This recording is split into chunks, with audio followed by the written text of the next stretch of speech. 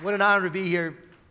Dr. David Jeremiah is someone I just look up to so much, and so thankful I get to be here with you today. When he told me he was buying a copy for every student, I was just so excited because I thought of you when I wrote that book. Like I thought of all the young people who were dealing with fear and stress and anxiety and depression. And when I wrote this book, it's about two teenagers who are twins, J and K, and the struggles that they're going through, everyday struggles. And I know about these struggles because one, my kids are in college and one's post-college, and I remember the challenge they were facing. And also, I've talked to so many young people around the country over the last number of years, and I hear from them and the struggles that they're facing, now more than ever. I want to ask you, if you're dealing with, and be honest here, please be honest, if you're dealing with stress or anxiety, just stand up. If you're dealing with stress or anxiety, stand up. If you have fear, stand up. If you have fear, stand up about something in life. Be honest. If you're like me, who has dealt with depression in their life, stand up. And maybe you're already up. Look around. If you're not standing up, you just don't feel like standing up. Because we're all dealing with something, right? All right, have a seat. Thank you so much. I appreciate you being honest and vulnerable because ultimately that's how we get better. And the garden is so important, what I'm going to share with you today, because I know it's God's message that I'm meant to share. I was walking one day in Chicago getting ready to speak at a big business event, and literally God gave me the ideas that are in this book. He showed me the 5 Ds that the enemy is using to sabotage us. He showed me that what we deal with on a daily basis, the fear and the stress and anxiety, it's not just a mental battle. People often talk about mental health and the mental battle. He showed me that it is actually a spiritual battle. That so often, the mind doesn't need fixing, it's the soul that needs healing. And as we heal our soul and we understand the battle that we're facing, we can then win the battle. So what I want to do today is share with you the battle that we're facing. I want to share with you the 5 Ds the enemy uses to sabotage us. And then I want to share with you how we ultimately win the battle. And this is also in the book, so the book will be a great reinforcement for you.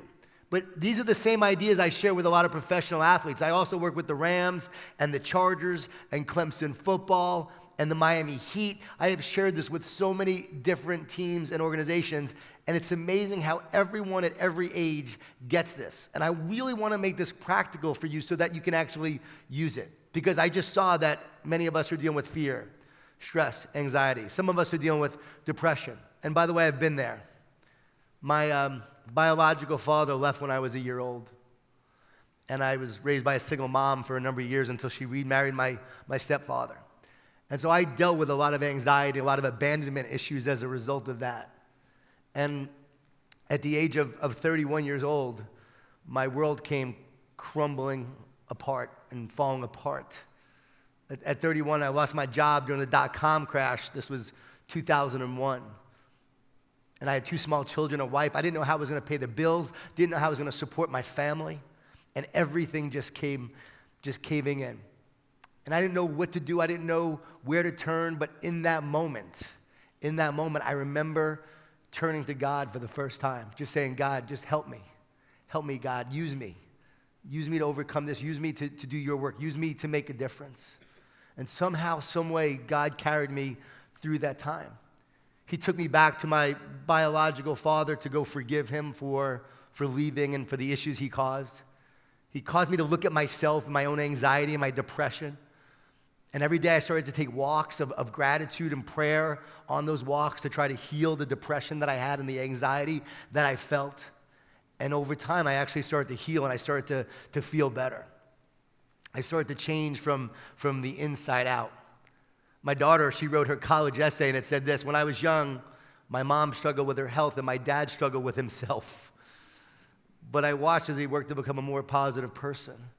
And as he started to change, he started to write and then started to speak. And as he started to share this message with others, they started to change. And if they can change and he can change, the world can change. You better believe that brought me to tears because I saw how my one decision to be a more positive person, a more faithful person, just changed everything in my life. And so I learned how to heal my anxiety and heal my stress. And I'm going to tell you more about that later, but I learned the lessons along the way. And then I would be given this message from God, these 5 Ds on how to overcome and win the battle. And I want you to know, this is the way forward. Dr. David Jeremiah wrote a book called Forward, one of my favorite books of all time. And he talks about biblical optimism. This is the real way forward. And so let's start with the first D that we face and how we have to overcome this first D. And the first D is doubt. You see, we're always experiencing doubt. And I truly believe that the enemy plants seeds of doubt in us that God can't be trusted. And it started in the garden. You see, in the garden, if you read Genesis, it says that God told Adam and Eve that they could eat from all the trees in the garden except one. They couldn't eat from the one tree, the tree of knowledge of good and evil. They couldn't eat from that one tree. And so what did the serpent do? The serpent said to Adam and Eve, well, first he actually said it to Eve. He said, did God really say that you couldn't eat from all the trees in the garden? Did God really say that you couldn't eat from all the trees? No, God said that they couldn't eat from the one tree, not all the trees. So what the enemy was doing was planting seeds of doubt that God was withholding the best from them. He was withholding the best, that they weren't allowed to eat from all the trees. And yet God said they could, just not that one. But he was planting seeds of doubt that God was withholding, saying, did God really say you couldn't eat from all the trees in the garden? So the enemy was planting a seed of doubt that God can't be trusted, that he was withholding the best. And so often what happens is, in our own journey, we see someone having success. We see someone doing really well in their life. They have more than us. And we think, oh, they're doing well. They're doing great. And yet, I'm not doing so great right now. I don't have what they have. I don't have the Instagram followers. I don't have the social media following. I don't have the success in school. I don't have the money, the support. I don't have what they have. And we think that God is withholding the best from us. And so often the enemy plants that seed of doubt that God can't be trusted. The enemy is so good at doing this that we have millions of people that actually don't even believe that God exists. Think about that. And so it starts with that seed of doubt. And right now we have more doubt than ever. We have uncertainty, and that uncertainty leads to fear about the future. How are we going to get through this time? What does the future hold? How am I going to be successful in my own life? Does it even matter? We have all these seeds of doubt in our mind. And that leads us to the next D. The way the enemy does that is he actually distorts truth with lies. So the second D is distort. The enemy takes what is true and distorts it with lies. In the garden, when Eve was there and the serpent was talking to Eve, he said, if you eat from this tree, if you eat the fruit of this tree, you will be like God. We all heard that, right? If you've heard that before, raise your hand. If you've heard that before. You will be like God. Think about that. If you eat from this tree, you will actually be like God. And yet, if you go back into Genesis earlier and read, it says that Adam and Eve were made in the likeness and image of God. You see, they already were like God. There's a teaching that says that Adam and Eve ate from the fruit of the tree because they wanted to be like God. They did so because it was out of pride. But it wasn't pride. It wasn't pride because they wanted to be like God. They already were like God. The reason why they ate the fruit of the tree was because they were convinced that they weren't like God. The enemy lied to them, and they believed this lie, that they weren't like God. If they would have remembered the truth that they were made in that likeness and image of God, they would not have eaten from the tree. They would have trusted in God, and yet they believed the lie. And every day, the enemy is lying to us. He is known in the Bible as the father of lies. And so every day, the enemy is lying to us, trying to discourage us, planting seeds of doubt that God can't be trusted. Lie after lie after lie. When I speak to professional sports teams, I ask them this question: do your negative thoughts come from you? Do your negative thoughts come from you? If you believe your negative thoughts come from you, raise your hand. Raise your hand if you believe your negative thoughts come from you. The professional athletes, the college athletes, they raise their hand all the time. They say, yeah, of course. Yeah, the negative thoughts come from me. Yeah, I hear it in my head. here's the next question. If you believe your negative thoughts come from you, who would ever choose to have a negative thought? Would you ever choose a negative thought? I wouldn't. So where's the thought coming from if we wouldn't choose that? It comes from consciousness. It comes from a spiritual place. It is a spiritual battle. No one has ever found a thought inside of a brain. It's like the internet cloud. When you're downloading something from the internet cloud, you download it to the hardware, right? So our brain is the hardware. The internet cloud is the software. It's consciousness. And we're always downloading these thoughts into our brain. When you have a dream or a nightmare, are you choosing those thoughts?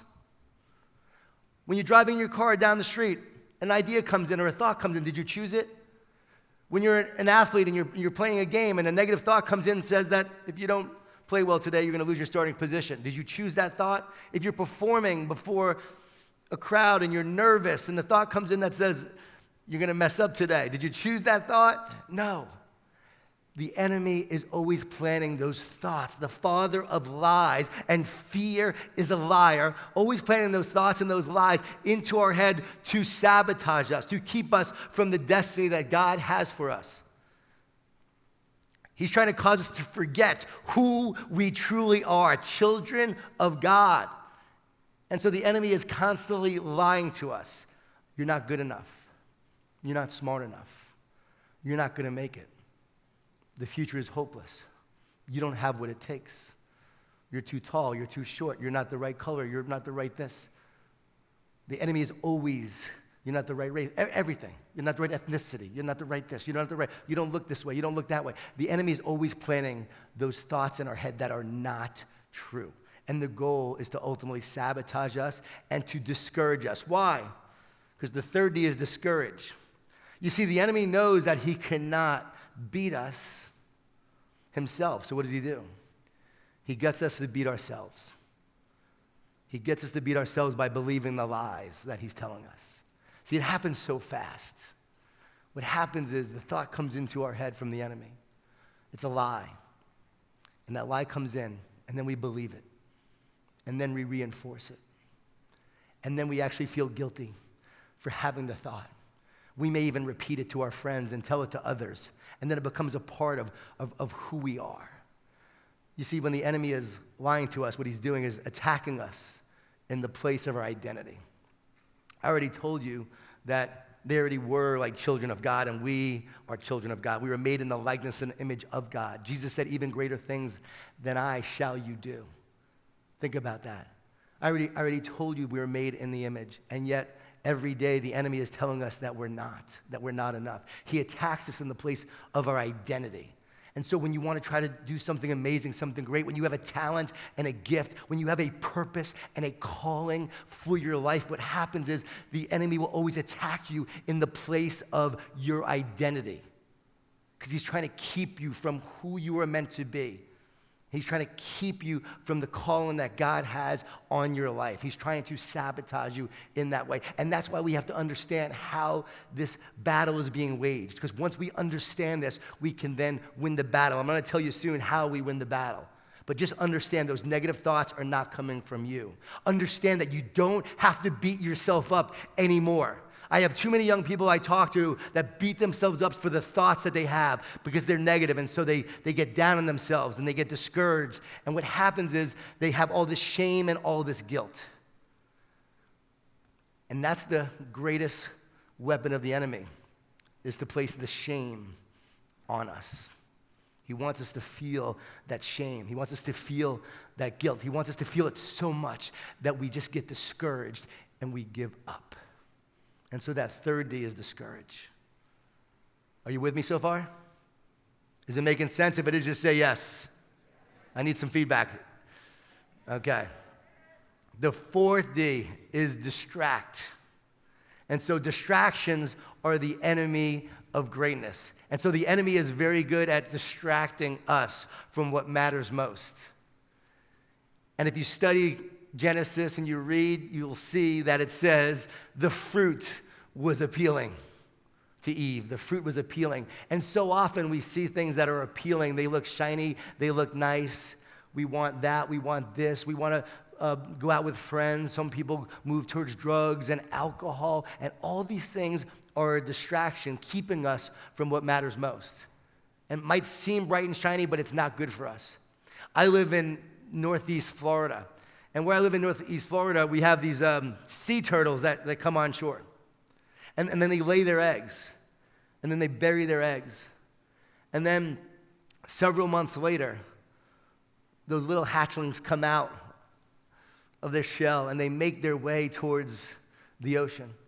And then you can actually follow them and watch them as they go towards the ocean. And they usually go at night. And they follow the pure light of the moon that keeps them on track. The pure light of the moon actually guides them towards the ocean. And yet, in very developed beaches, in developed areas, you'll find that there's a lot of condominiums and high-rise buildings. And the lights are very bright and they're shiny. And in those areas, what happens is, those sea turtles, when they hatch, they actually go towards the artificial light. They go towards the light that they're not meant to go towards. And as a result of that, it leads to their destruction. And I think we have that choice every day. There are the shiny objects. There are the things that seem like they're fun, but they're not good for us, and they're not meant for our purpose and calling. And yet we then have this pure light of the moon, God's purpose, God's plan, God's call for us that we're meant to follow. And just know that the enemy will always try to get you to focus on what seems appealing, what seems bright and shiny, and yet it's not part of your core purpose of what you're meant to do and who you're meant to be. And so remember, distractions are the enemy of greatness. And then that leads us to the fifth D. Because Adam and Eve were doubtful, distorted, they believed the lie, they were discouraged, and they were distracted. What happened was it then led to the separation or the division from God. And so in the garden, what happened was Adam and Eve were separated from God. And that is the enemy's main goal, is to separate you from your Creator, to separate you from the God who created you and the God who loves you.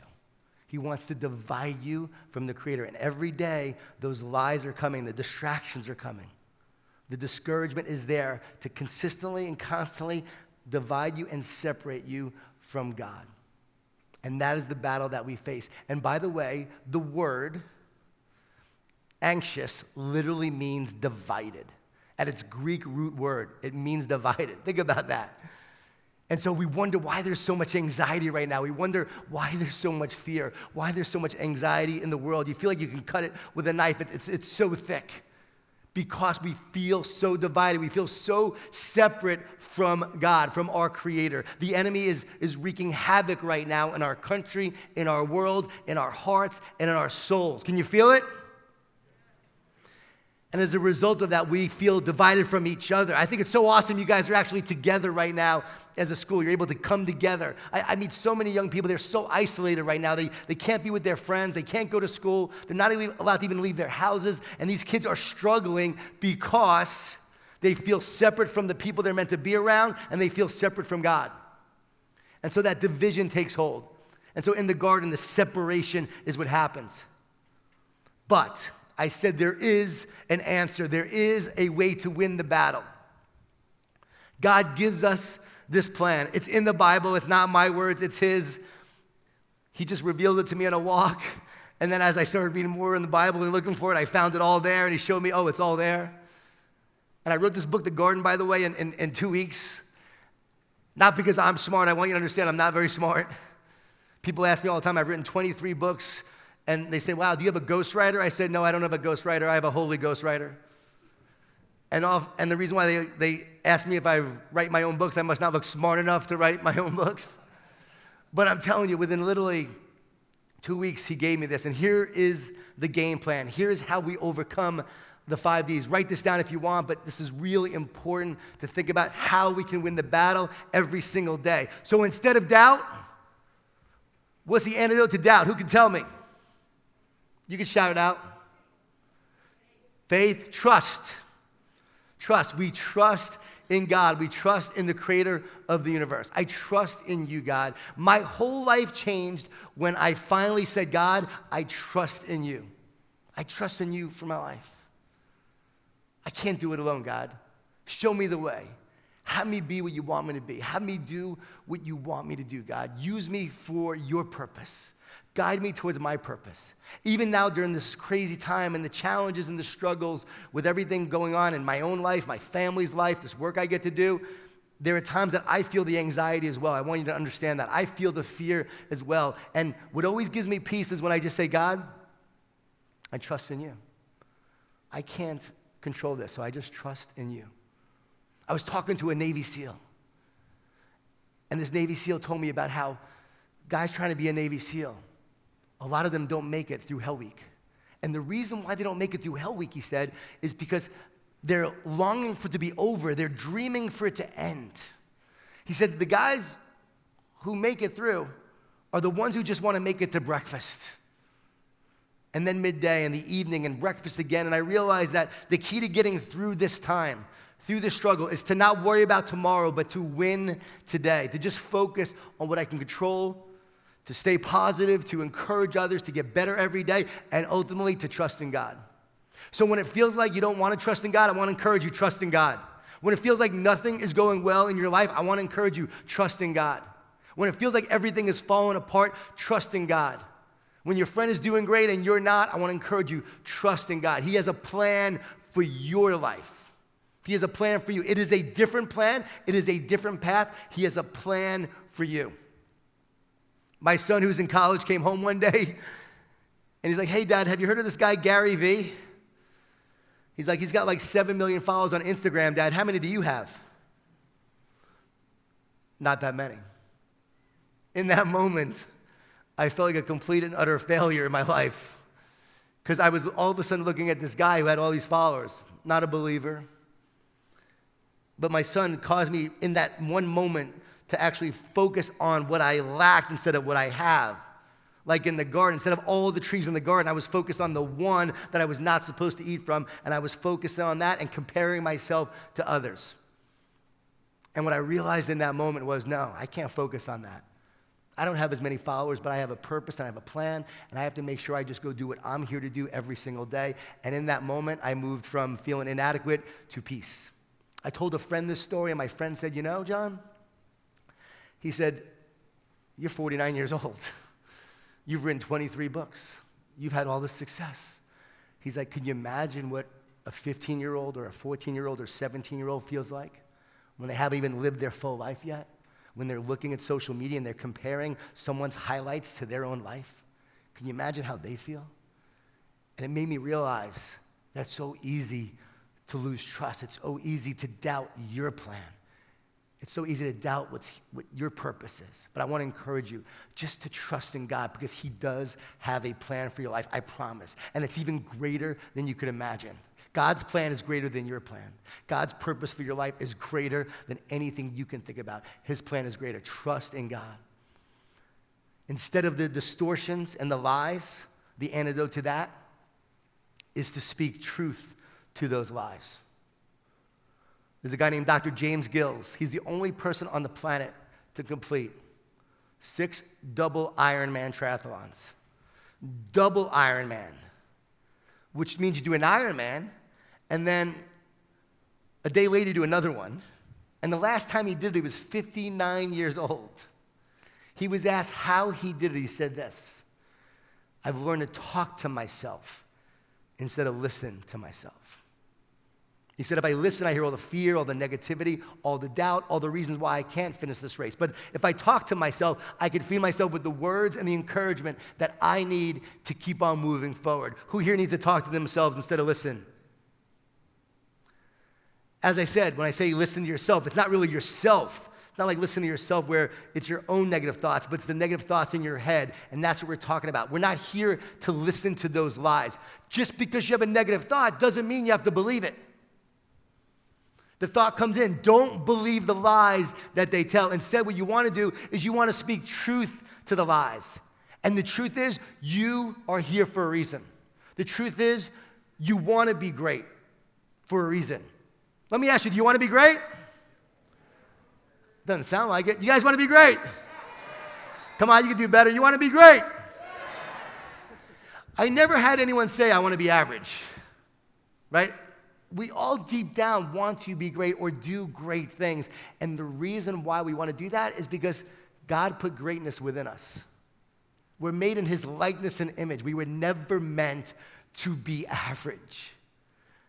We are here to do great things for God. And what we find is we try to pursue doing something great. What he will show us is that we can't do it without him, that we will only find greatness with God, not on our own. But we all have this desire to do something great because he planted that within our soul, within our heart and our mind to do something great for him. And so you are here to do something great, and there is greatness within you, and there is a plan for your life, and you are a child of God. And you need to understand that, and once you understand that and really know that truth, and you speak truth to those lies, what happens is you walk in that truth, you walk in that power, and everything changes in your life when you understand this. Everything changes. You no longer will listen to the lies of the enemy. You will no longer believe them. You will no longer be sabotaged by them. You will start walking in God's truth, in his power. His spirit will start to move through you in an amazing way. I know because I've experienced this in my own life. I never thought I would be doing something like this. I felt so inadequate. I felt so unworthy when I first started doing this. And even when I got up today, I'm like, who am I to be here sharing this message? This is Dr. David Jeremiah, a legend, a guy I truly admire. Like, who am I to do this? And then I'm constantly reminded by God, it's not about you, that I have a greater purpose for you. It's about the work that I am here to do through you. And so you have a purpose. You have a plan. God has a great plan for you, and you are a child of God, and your job is to remember that, to focus on that, to live that, and not allow the enemy's lies to keep you down. Do not allow fear to keep you from the destiny that God has for you. Instead of the discouragement that sets in, that's why we need to encourage ourselves every day and encourage others. The word encourage means to put courage into. And so when you encourage yourself, you're putting courage into yourself. And when you encourage others, you're putting courage into them. Everyone needs encouragement. Truett Cathy said, how do you know if a man or a woman needs encouragement? If they're breathing. We all need encouragement. And so encourage yourself each day. Encourage others by speaking those words of encouragement. And what you could do, we do this in our leadership training, by the way. We have leadership training for teens. We have leadership training for adults. We do this training for everybody of all ages, and it's the same exercise. On the left side of a piece of paper, I want you to write down all of the discouragement, all of the lies, all the negative thoughts that come into your head, because we all have our own. Each person has their own. I have mine, you have yours. The enemy speaks to us differently. Same intention, but differently. And so we have our lies. You write those down on the left side of a piece of paper. On the right side, you write down words of encouragement, truth, that you can speak to those lies. And then every day you start doing that. And it's going to feel awkward at first. Trust me, it will feel awkward. But the more you do this, you'll find yourself gaining confidence and strength and power from God's word. Not your own, but from what God says about you. Like, a lie might be, if I don't perform well, I'm not going to be loved. A lot of professional athletes feel that, by the way. A lot of professional athletes say, if I don't perform well, I'm not going to be loved by others. I'm not going to be recognized. And so they literally have to perform well to feel that love and that recognition. Over time, that creates a hole in their spirit and in their soul. And so the truth to that would be, you know what? God loves me no matter what. That I'm loved by God no matter how well I perform. That I'm a child of God no matter what my past is, no matter what I did wrong in the past. I'm not my past. That I am a child of God and he has a plan for me. And I am the future that he is creating for me and has for me. That's who I am. And so once you understand that, it's amazing how that will change your life. And so we encourage instead of discourage. Instead of distraction, we focus on what matters most. And what matters most is love. All we got to do is focus on what we love, who we love. Every day, focus on love and relationships. if I invest in relationships, and I love the people around me, and I love my family, and I love my community, and I love my fellow students, and I love what I do every day, you know what happens? Distractions fade away. I focus on what matters most every day when I focus on what I love. And if you don't love it, you'll never be great at it. So whatever you choose in life, I want to encourage you, find what you love to do. Find a craft you love to work on. And if you love it, you will continue to work at it. And love is also so powerful because love is what overcomes our fear. I was talking to a field goal kicker a few years ago in the NFL, and it was his second year in the league, and it was on ESPN that he's going to likely get cut by the coach. And so I reached out to him. I said, hey, what's going on? He said, I'm just thinking so much. I said, tell me about your rookie season. He said, I was loving it. I was living my dream. I was in the NFL. I was doing great. Rookie season, loving it. I said, tell me about this year, second year. I missed a couple kicks in preseason. I don't want to lose what I have. I don't want to let the team down. I reminded him that love casts out fear. Perfect love casts out fear. It's in the Bible. And if you focus on God's love, and you focus on the love that he gives you, and then share that love with others, fear will dissipate. And the more we love something, fear fades away. And so I want to encourage you to remember that as a principle. It's the greatest performance tool of all, just to love it. Seriously, like when I talk about mental strategies for athletes or high performers, like this is like one of the key things right now. Just go love it. Stop worrying about the outcome. Just love what you're doing. Love competing. Love the opportunity to perform. Love it. Don't think about the outcome. Don't stress about it. And fear will dissipate. Love it. Focus on what matters most. And then instead of that division, the antidote to division is unity. It's uniting. And it's uniting to self, uniting with God, and uniting to others. And so then we have to ask ourselves, okay, it's unite to self, it's uniting to God, uniting to others. Like, how do we do that? Well, here's what I know. If we don't do that, and we lose the battle, and the 5 Ds win out, what happens is it leads to a 6th D. And the 6th D is defeat, or it is destruction of our soul. In a marriage, those 5 Ds end in divorce. And so those 5 Ds will lead to a 6th D. But if we win the battle and we unite to self, what happens is, and we unite with God and become one with God, what happens is we then have everything we need to win the battle, and that leads us to the destiny that God has for us and the plan he has for our life. And so how do we do that? Well, when I was 35 years old, and I was struggling, fearful, stressed. I had worked on myself a lot. I had become more positive. I was doing all the work, and I had changed in a lot of ways. I was doing pretty good, and yet all of a sudden, I was hit with a new round of obstacles and adversity and doubt and fear. It was like the battle was culminating to this peak battle. And a friend gave me these sermons by a guy named Erwin McManus. And it's why in the garden, the guy's name is Mr. Irwin, who teaches the 2 teenagers these lessons. And Mr. Irwin is a pastor in Los Angeles, a church called Mosaic. And I listened to these sermons, and one was called Why I Follow Jesus. And as I listened to this sermon, it just truly spoke to me. For the first time in my life, I heard the voice of Jesus through Irwin. I heard what Jesus was all about. And I remember after listening to that, something changed and shifted in me, and I just said, God, if there is something to this Jesus, I'm open. I'm open, God. Just show me the signs. You see, I believed in God, but I didn't have a relationship with his son. I knew about God. I felt like God cared about me, loved me, and yet it wasn't this deep, intimate relationship. And then what happened was, after a series of cool events where I said, God, show me the signs if Jesus is real.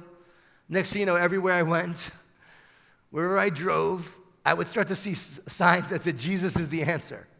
Literal, real signs. I was going down to Orlando one time, and I'm driving, and I'm looking to the left, and all of a sudden I heard, look, and I turned to the right and looked, and there was a sign that says Jesus is the answer. Drove on that road not too long ago. There's a sign there still. It says, Jesus is still the answer. In case you've forgotten, John, he's still the answer. Truly spoke to me. I remember the day I said, all right, I'm going to give this Jesus a shot. And I made him my Savior because I couldn't save myself. You see, I grew up in a Jewish Italian family, a lot of food, a lot of guilt. My mom was Jewish. We didn't believe in Jesus. I didn't know much about Jesus.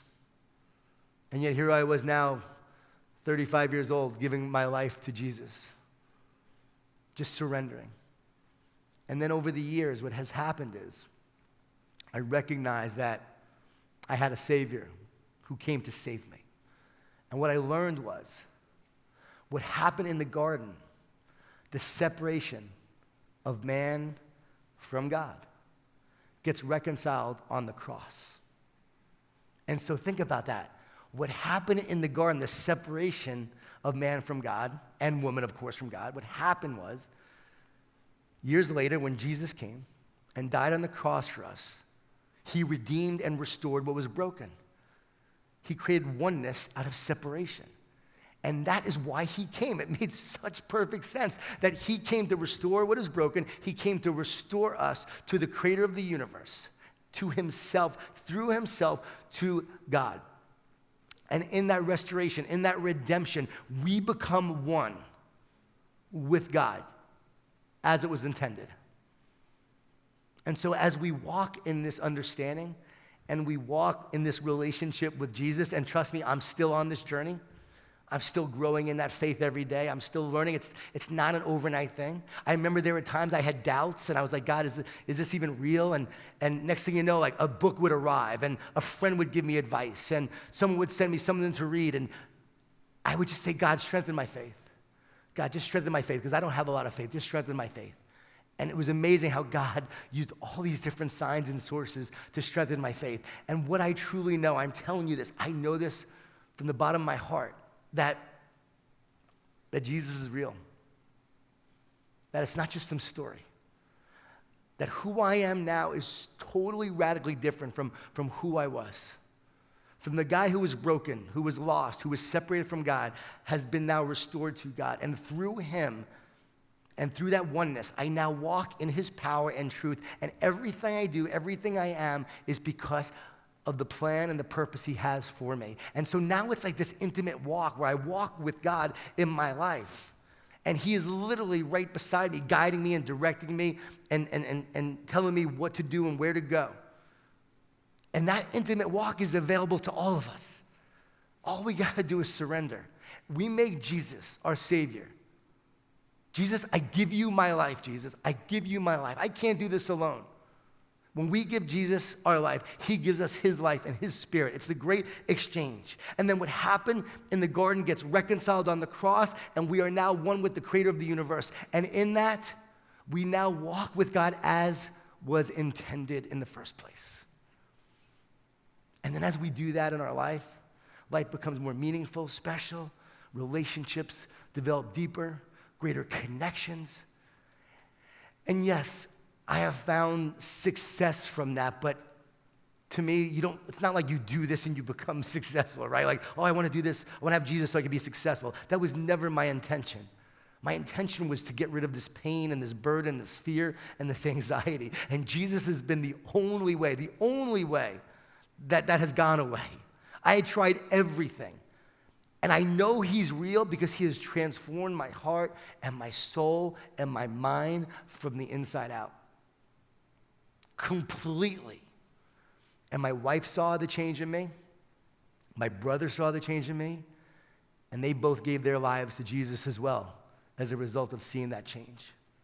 It's amazing what happens to the people around you when God changes your life. And honestly, that's my hope for you. My hope is that this talk and this book gives you the understanding of the battle we're facing, how so many are losing the battle. Guys, we know that so many are losing the battle right now. So many are just giving up. So many are losing. They're in a battle and they have no idea they're in one.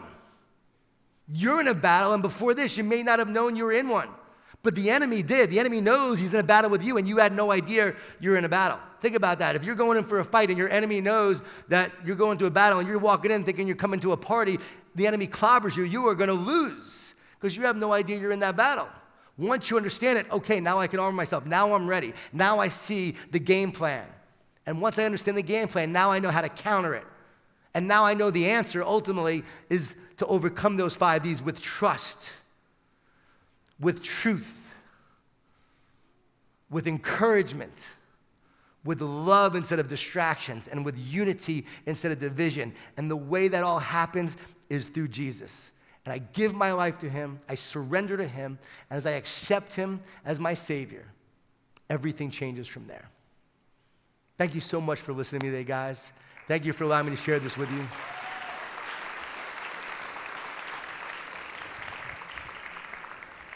If this spoke to you and you feel like you want to give Jesus your life, can you just raise your hand?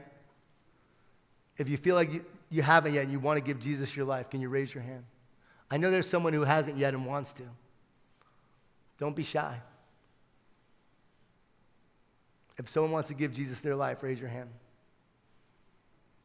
If you've allowed fear and depression, anxiety and stress to get the best of you. If you've been losing the battle, but you know now's the time to change. Now's the time to give it all to him. To move forward with faith and with trust and surrender. All you have to do is say that simple prayer to yourself. Jesus, I give you my life. I give you my life.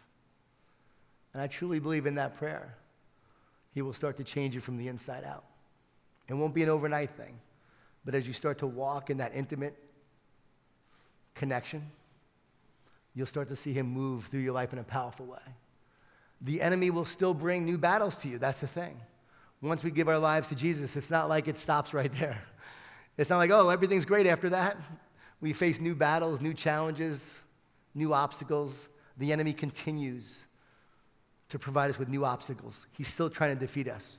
But the key is to realize that you're not fighting for victory. You're fighting from victory. You have already won. The battle has already been won. Jesus has already fought the battle for you. And when you make him your Savior, you now have your partner to go through life with, to take on these battles and win today.